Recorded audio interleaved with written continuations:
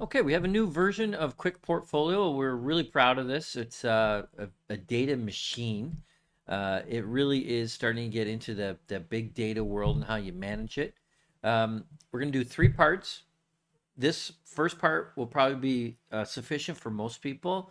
If you're a portfolio manager and you're looking for tools that you can use on a day-to-day basis that got great information, stick with part one. Part two and part three are just details of how you use it. I think why you would use it is in the first video, and you'll just need to stick with that. So let's get on with part one. What's it all about? How did it evolve, and where are we going with it, and what's the big data all about? So I think the best way to do this, in my opinion, is to kind of take you through evolution of our product and basically how lots of products are evolving nowadays. So let's start with the first version of QuickPORTFOLIO, and it looks something like this. It's just columns of data, right? So you got a column of tickers, you got a column of companies, and then columns of data and what it represents. So sector, market cap, return on capital, return on equity, and I know it's hard to read, but you get the idea. It's columns of numbers, and you're trying to find who's the best ones. You're ranking things, and you're maybe trying to find statistical correlations, and you're doing all sorts of stuff. If you're a data analyst, right? If you're a quant guy, you love this. You're just loving this. It's great data. You can do tons of stuff with it. You're gonna sift through it and find your own conclusions. But as a portfolio manager, you can use this on a day-to-day basis. I doubt it. I don't think anybody would do that. It's just too much. You got to be an expert in data manipulation and stuff. But the data's there. It's been there for a long time. Okay, iteration two was something more along this line. And it's actually the exact same information with some colors. And obviously these colors, they pop, right? They're pretty good. This Alaskan, is it Alaska Air? Yeah, Alaska Air, was sailing along, was fairly green. It was a lighter green, so it wasn't the best. The darker green was better. And then all of a sudden it went negative. Okay. Oh, by the way, it's an airline. COVID hit right around there, so all of a sudden they're in the red numbers. Okay, makes sense, right? But the visualization was helpful to just pick that off right away, right? We could sort it, and we'll sort one really quickly, and we'll just short on cash flow IRR in the very last period that we have here. And you go, oh, okay, great, wow, and these are all cash flow IRRs for different periods, and you can kind of see, wow, Netflix has been a monster for a long time. Roper's been good. This Hologic's a little different. It went from negative return to slightly positive to now being a really strong company in terms of cash flow IRR. And there's tons of data in here. That's the point of it.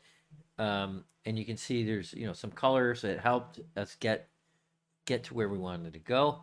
But still, this is still not really a day-to-day product. This is still more of a data scientist product or a quant analyst type product, research kind of thing. We're trying to get this so it's a day-to-day management product, and we think we're very close, if not there already. In fact, I'm going to declare we're there. Let me just get that open now. This is the latest version of it. Let's flip over to that screen, and there it is. And you see a lot more visualization. Now, I know it's hard to see through the video, and it's even sometimes hard to see directly on the screen like I'm looking at it. But you can enlarge this. You can do all sorts of things. But I still think this is the best way to get big data into your psyche and still be able to manage it. It's very consumable. The consumability is super important. So those first iterations, the ones with just like kind of the blank flat thing, there was about 500 pieces of data per screen, right? Without scrolling, depending on the size of your screen, all this sort of thing, about 500. This one has 2,500 pieces of data on it because of these little charts. Okay, so it's more data, but it's actually way easier to read because of visualization. And this is critical. This is absolutely critical. So, I'm going to save a lot of this for the next video, but I just want to quickly point out, we got stock market returns, all visual in terms we didn't feel stock charts were the right way to go with this because the scaling really throws things off. You'll often notice if you look at a stock chart in any app, not just ours, any app, the scaling can throw you off. A company can go from I don't know, $20 to $21, and it looks like it's had a big move. I mean, it barely had a move. That's the scale. The same, or another stock can go from 20 to 60, and the chart looks almost the same because of the scale. Okay, so we didn't think that was a good way to go, especially with these little mini charts. And there was not a lot of ability to manipulate chart by chart, right? So we thought just put it in this form where you just see the reds, the greens, the up arrows, and then just slice it into time frames. So I think it's pretty good. Then we have some other charts. Our CFIRR is our secret sauce. We think this is the best way to measure things, and you can see the pattern there over time. Super important to me. Like you see this one here, for instance, trending up. That's awesome. What's going on there? This one's super consistent. We love that. This one had a dip and now it's starting to come back. Okay, great. We're getting a really good feel here. And then we had some other charts in visualization form as well. Revenue growth, EBITDA, dividend growth, etc. All of this is sortable. So, you can change this. We sort this from largest, smallest. You can flip it around, go smallest to largest.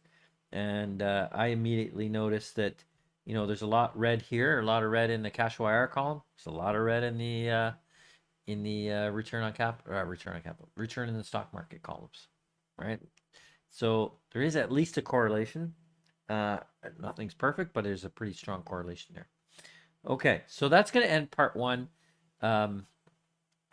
It's just giving you a lot of data in a very compact way in an actual management tool type way.